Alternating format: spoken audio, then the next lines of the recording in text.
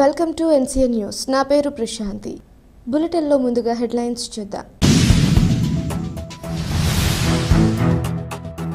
అర్జీలను క్షుణ్ణంగా పరిశీలించి నాణ్యతతో కూడిన విధంగా పరిష్కరించాలి జిల్లా collector P. Prashanti.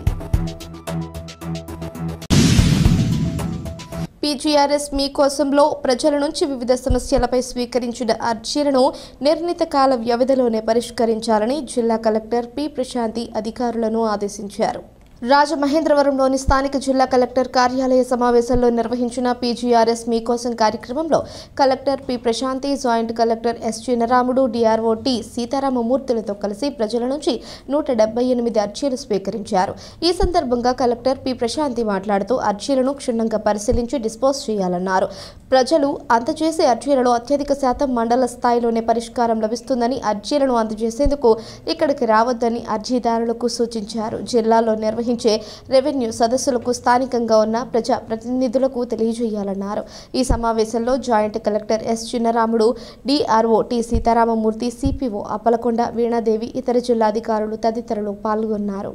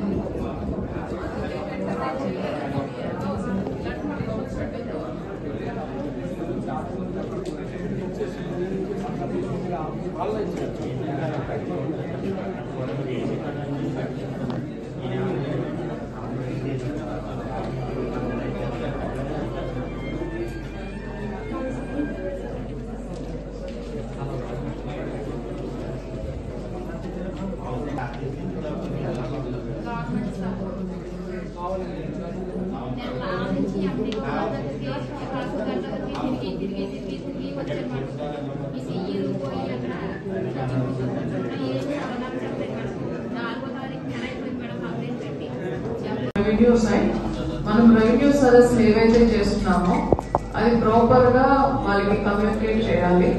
All mandal levels of special officer should present. Revenue సదస్సులతో పాటుగా మనం అనుకున్నది లాస్ట్ టైం అనుకున్నాం, ఏవైతే విలేజ్ లెవెల్ ఇన్స్టిట్యూషన్స్ ఉన్నాయో స్కూల్, అంగన్వాడీ సెంటర్, అట్లానే సచివాలయం, ఇది మనం ఇన్స్పెక్ట్ చేయడం జరుగుతుంది. సో టీం అందరూ కూడా ఇన్స్పెక్ట్ చేయాల్సి ఉంటుంది. నెక్స్ట్ మనం సీజీ రోడ్స్ కానీ అట్లానే పాట్ హోల్స్ ఫ్రీ ప్రోగ్రామ్ లో చాలా రోడ్స్ వేయడం జరిగింది. దీనికి సంబంధించిన కమ్యూనికేషన్ కూడా వాళ్ళకి మీరు అఫీషియల్ గా ఇవ్వాల్సి ఉంటుంది. ఇచ్చి ఇనాగ్రేషన్స్ ఇవన్నీ కూడా చేసుకోవాలి. దీంతో పాటుగా మనం ఏదైతే కోడ్ వల్ల మనం పోస్ట్పోన్ చేసిన ప్రోగ్రామ్స్ ఉన్నాయో, inaugurations of coaching DSC, otherwise civils, ఇవన్నీ కూడా మీరు స్టార్ట్ చేసుకోవాలి.